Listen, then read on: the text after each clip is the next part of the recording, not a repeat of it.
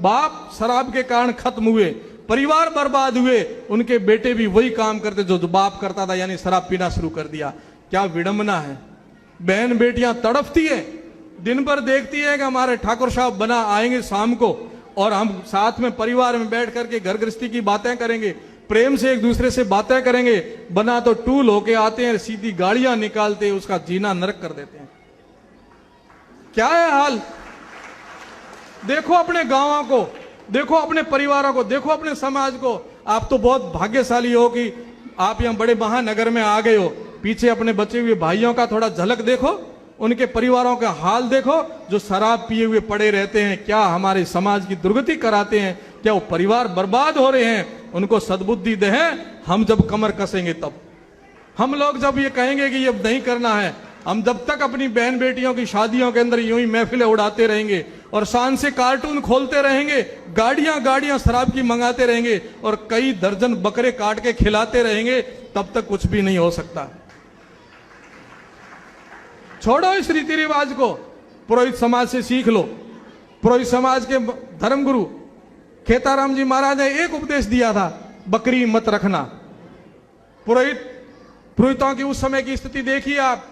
जो खेताराम जी महाराज का पदार्पण नहीं हुआ था, उससे पहले पुरोहितों की आर्थिक स्थिति क्या थी, सामाजिक स्थिति क्या थी। और केवल मात्र खेताराम जी महाराज ने एक ही सूत्र दिया कि अपने को ब्राह्मण जीवन जीना है और बकरी नहीं पालना। उसके बाद पुरोहितों के जीवन को देखो कितने ऊपर आगे बढ़े हैं।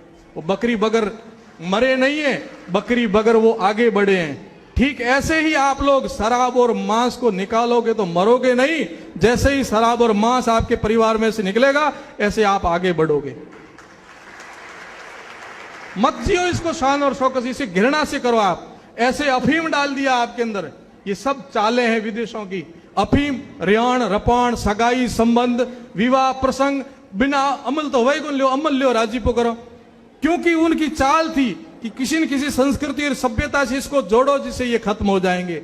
ये चालें विदेशों ने चली और जिस दिन इस राजपूत ने इन चालों में फंस गया, उस दिन से हिंदू संस्कृति नीचे आई। तब से हम सब लोग दुखी है, गाय दुखी है, ब्राह्मण दुखी है, संत दुखी है और हिंदू संस्कृति तब से दुखी है जिस दिन से ये राजपूतों ने अपना रूप बदल दिया। थे शेर के बच्चे और बन बैठे भेड़ के बच्चे। उस दिन से आज हिंदुस्तान रो रहा है, हिंदू संस्कृति तड़प रही है कि पुनः जगिए और शेर के बच्चों शेर बन करके दिखाइए आप। वो आपके अंदर है गुण, हम जानते हैं, हम जानते हैं आपके खून के अंदर वो गुण है।